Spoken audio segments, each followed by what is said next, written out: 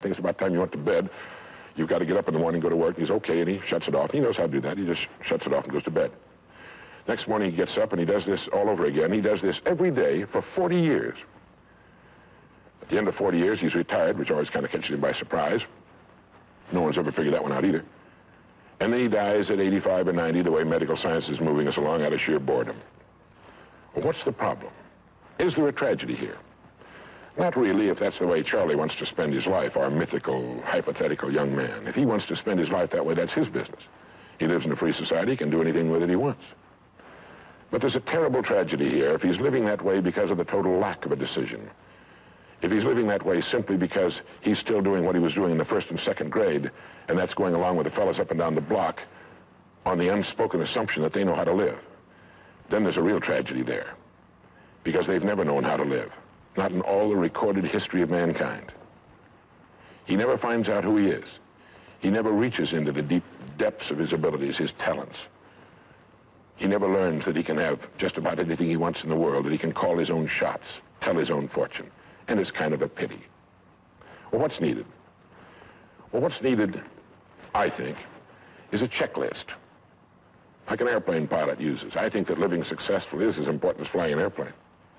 And here's some of the things that I think should be on that checklist that could help this man live a more meaningful, more interesting, more exciting, more enjoyable life. The first thing that he ought to have on his checklist, in my opinion, is the word a goal. A man without a goal is like a ship without a rudder. He doesn't know where he's going. He then belongs to that 95% that is just living day by day, month after month, like a starfish or an amoeba. He needs to know where he's going. Back in the early days of navigation, sailors used to see a strange sight in the Antarctic. They'd see a giant iceberg towering high out of the sea, and it would be moving against the wind. The wind would be blowing this way. The great iceberg would be moving right into the teeth of the wind. And this, of course, frightened the sailors whose ships were powered by the wind, until it was discovered that, of course, only a fraction of the great berg was visible, and that its huge, ponderous roots were caught in the great currents of the ocean. And it was being borne purposefully along its way, regardless of the winds and the tides on the surface. Well, this is what a man needs. He needs his roots deep in a great mainstream of his own choosing, and then he'll move along his way, regardless of the winds on the surface of his life or short-term expediency, and he'll get to where he's going.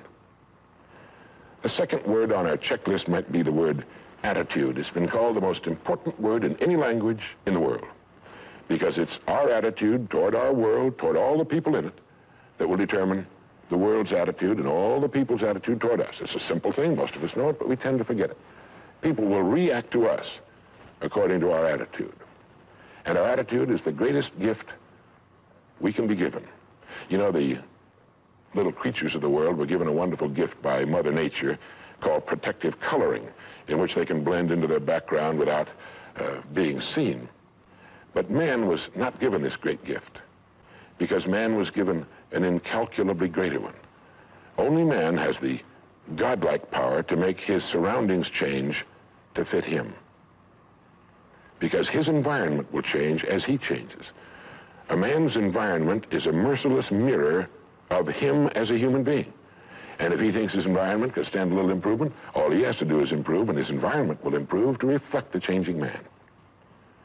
Third would be the word think. To think. The highest function of which a human being is capable. It was put pretty well by the great Pulitzer Prize-winning playwright Archibald MacLeish in his great play, The Secret of Freedom, in which he has one of his characters say, "The only thing about a man that is a man is his mind. Everything else you can find in a pig or a horse."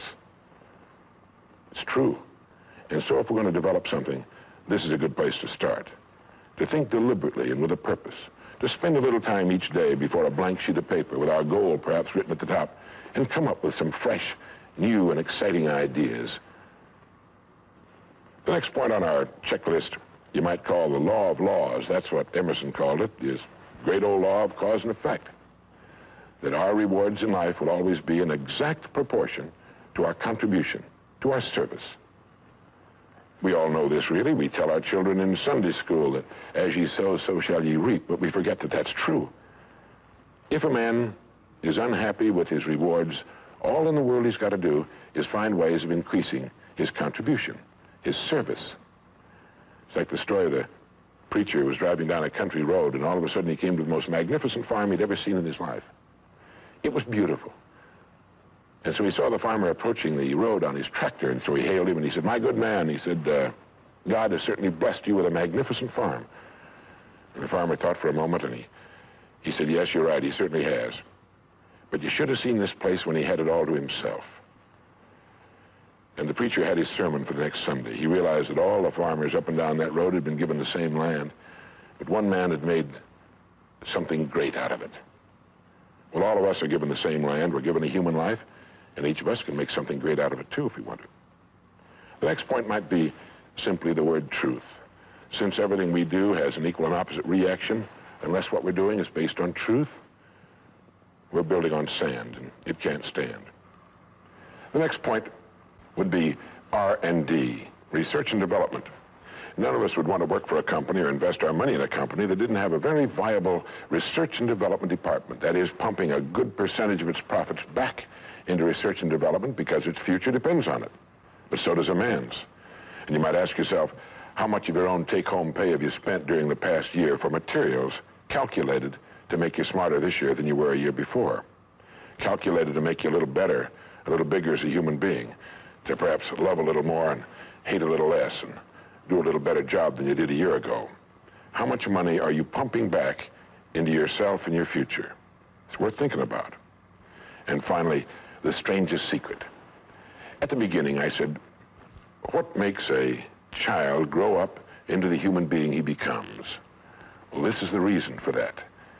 Of course, he's the confluence of a genetic pool that goes back for thousands and thousands of years. His environment has an influence on him, of course. But what makes him become the person he becomes is that he becomes what he thinks about most of the time. It's as simple as that.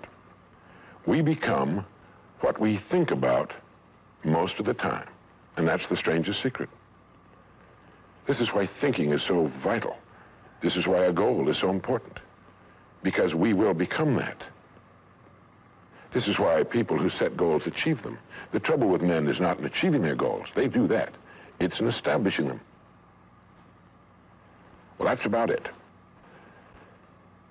I think it's good to remember that if we just go along with the crowd, we won't wind up with much more than the wish that we could do it all over again, and as far as we know, you can't. If we want to amount to anything as individuals, we need individual goals, individual thinking, individual actions. And we must never conform to the big group.